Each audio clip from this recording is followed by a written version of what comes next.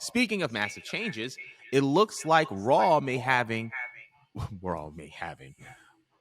be becoming a little bit more adult friendly. In a recent interview with Light Shed Live, WWE executive Nick Khan said that the company is considering loosening strict anti-blood policies that would occur during the third hour of Monday Night Raw. Now, we saw a little bit of unintentional blood between Edge and Finn Balor at WrestleMania.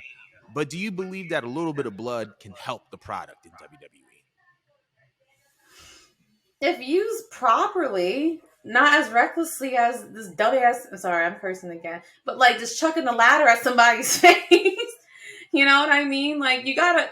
I don't mind blood. I just don't like the overuse of blood. Because I'm not a child anymore. Like maybe when I was a kid watching wrestling, I was like, "Cool, there's so much blood." But like no, like now I feel the pain through the screen as I am a grown, educated adult. So I like it when it's used properly and it's used for like big moments and you're not just bleeding just to bleeding. You're gonna just get right back up. Like it needs to make a statement, as I believe all big spots should be. You know what I mean? Whether it's being used in a segment and then someone's out and injured afterward. You know what I mean? Is it's used to close off a match, but I just don't like blood being overused, and I just don't like it just when it's putting the wrestler in a case where they're going to, like they're going to be at harm's way, because seeing Finn Balor literally like lay down and be like stitched up and then being forced to finish the show, that's just like sickening. Like shout out to him for doing that, because I'm like, no bitch, honestly, like take my ass home. Like I'm a bitch about it. I'm like, take me home. I don't want to do this anymore. I don't want to play anymore. You know what I mean? I don't want to play anymore. I'm with Yeah.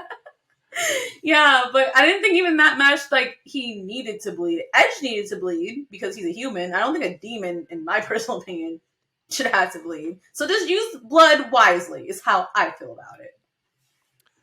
I agree. I think that anything taken to the extreme becomes error. And I feel like I am not necessarily a fan or not a fan of blood, but it's just like I feel like blood needs to be like realistically incorporated.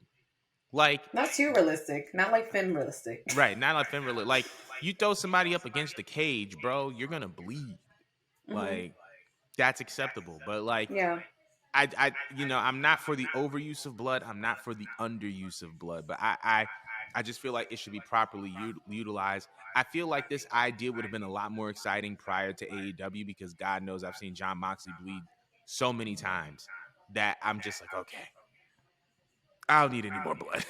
But Oh no, I'm still cringing off of like the scratching or some shit. Like someone's back got clawed. That still plays in my head once a week, and I'm not saying that should stay in the podcast. It comes in the back of my mind randomly, and I start cringing off.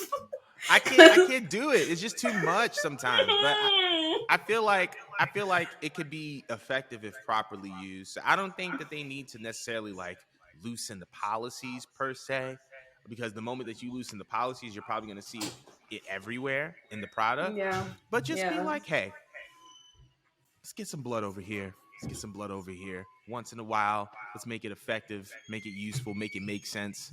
And I think we can go from there. But that's all I really have to say about the whole blood thing. But we want to know what you guys feel.